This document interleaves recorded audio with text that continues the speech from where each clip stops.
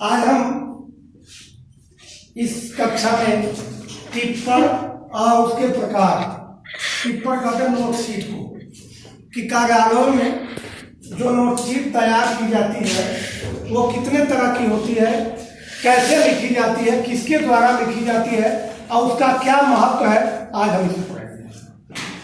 टिप्पण जो है क्या कहलाती है, किसे टिप्पण कहते हैं? तो किसी भी विचारणीय पत्र अथवा प्रकरण को निपटाने के लिए उस पर जो राय, मंतव्य, आदेश या निर्देश सहायक के द्वारा दिया जाता है वह टिप्पण कहलाता है। उदाहरण के लिए हमने कोई आवेदन किसी विभाग को दिया, मान लीजिए आपने जिलाधिकारी को पत्र दिया, आपका आवेदन पत्र बहुत महंगी हो सकता है, उसके सपोर्टिंग डॉक्यूमेंट्स आपने बनाया 20 पेज का है।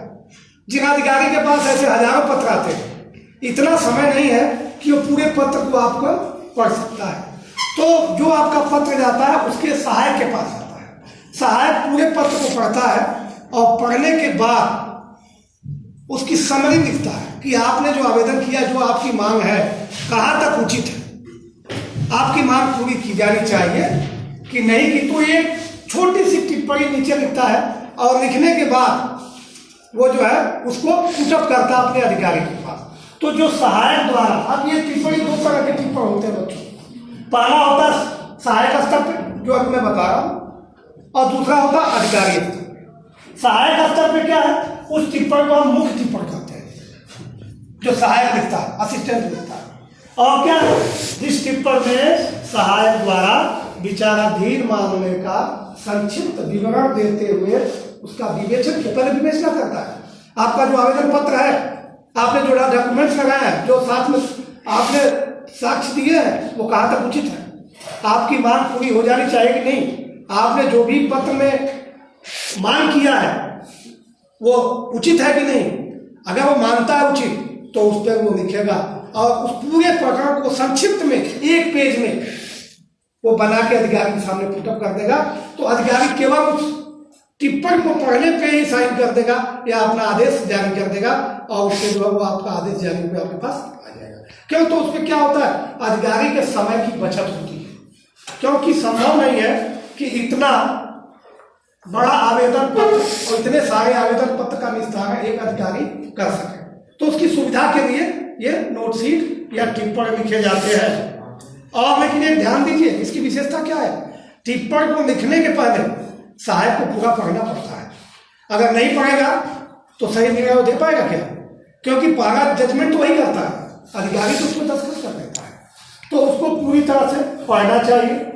जो टिप्पण वो लिखता है, ये ध्यान दीजिए, स्पष्ट होना चाहिए।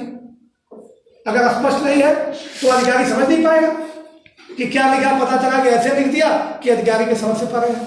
तो जो भी लिखा जाए क्रमवार लिखा जाना चाहिए कि जिस तरह से आप आवेदन है, जो जो आपकी मांग की गई है उसको क्रमवार जस्टिफिकेशन है, उसको जो है सिद्ध करा कि हाँ इन्होंने जो भी आवेदन दिया है उचित है या अनुचित है, जो भी है, तो उसको पढ़ना चाहिए। और टिप्पण जो लिखी जाती है तो संक्षिप्त लिखी जानी चाहिए।